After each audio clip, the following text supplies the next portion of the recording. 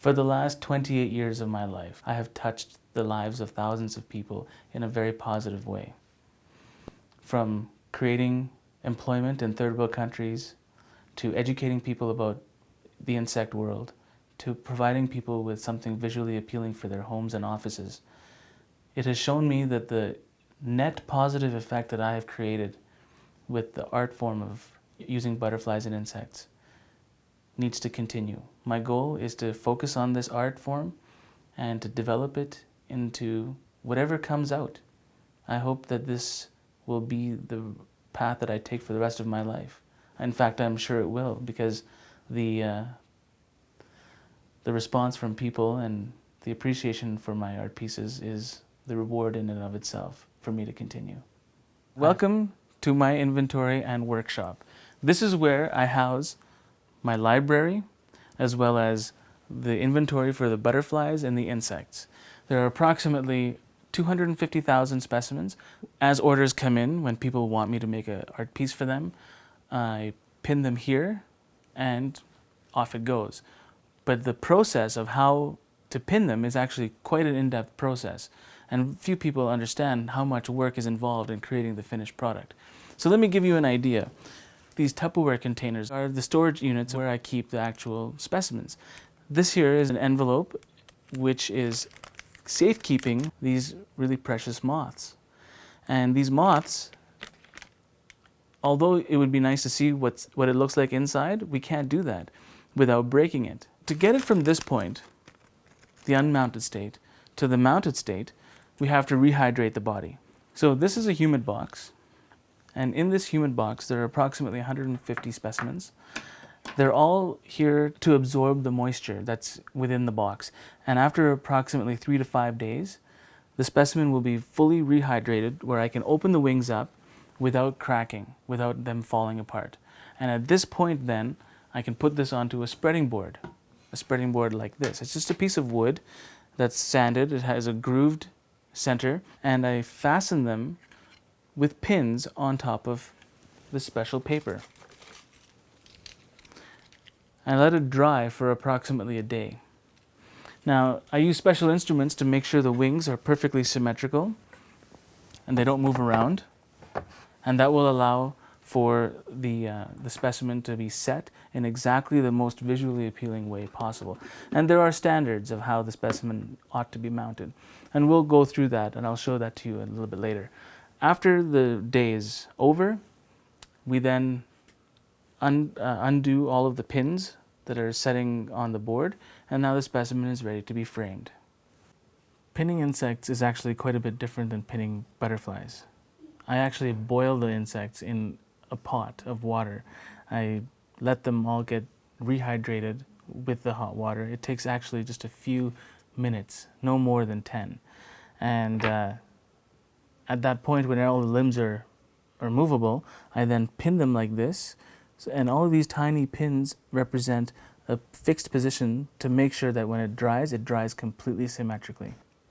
Now that it's completely dried, I'm actually going to just take a Q-tip that has a little bit of water and glass cleaning fluid, and I just go over to remove any type of fluids or water stains that may have remained on the specimen, so that it actually looks perfectly clean when it's ready to be put into a frame.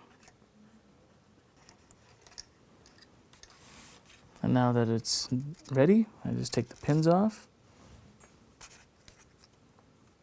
and I make sure I do it in a way that doesn't break any of the legs or antenna, because nobody wants a broken specimen. It has to be as perfectly intact as possible.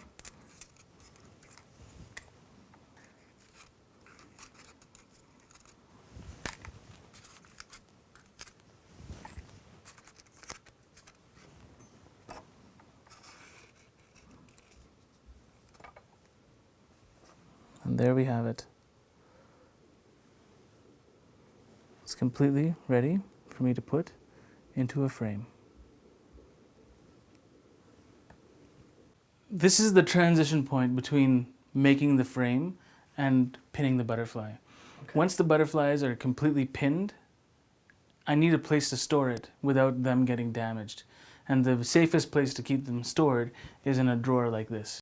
It allows the specimens to be free from mites, fungus, or other type of museum beetles from coming in and destroying the collection.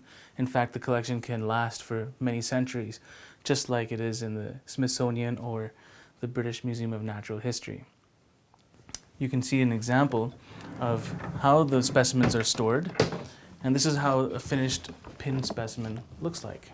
The specimens here are completely flat.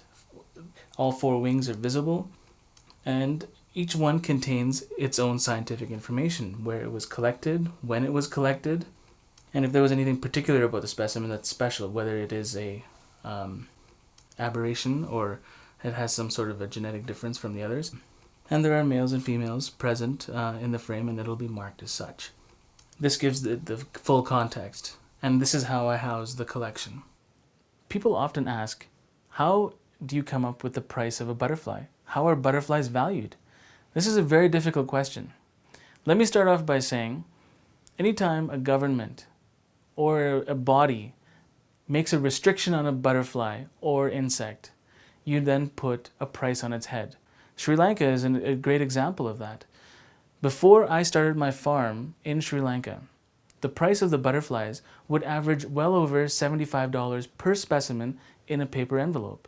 And that was purely because of what collectors were willing to pay locals to risk their lives to be able to go and hunt these animals illegally.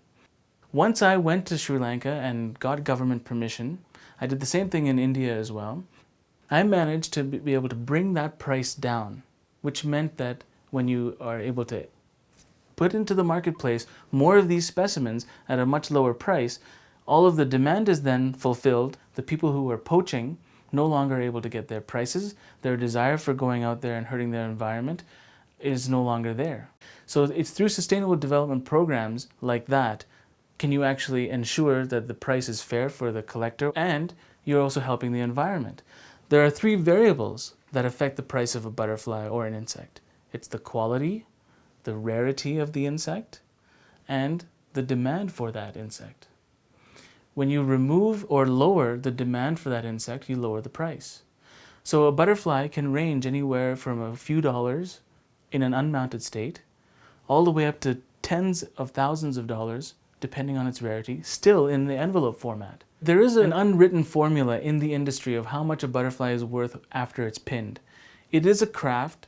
There is a lot of creativity and sensitivity that one has to master in handling these specimens to be able to show in a collection or in a frame. And it does range anywhere from 3 to 5 times the value of what it was in the paper state.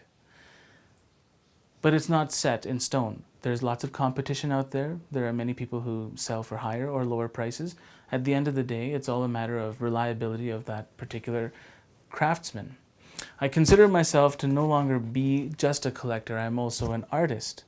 I'm an artist that takes this art form from collecting the butterfly to presenting it in a way that everyone can enjoy. So that way people can get educated about butterflies and people can have it in their homes for generations to come. It's not just for the collector market anymore.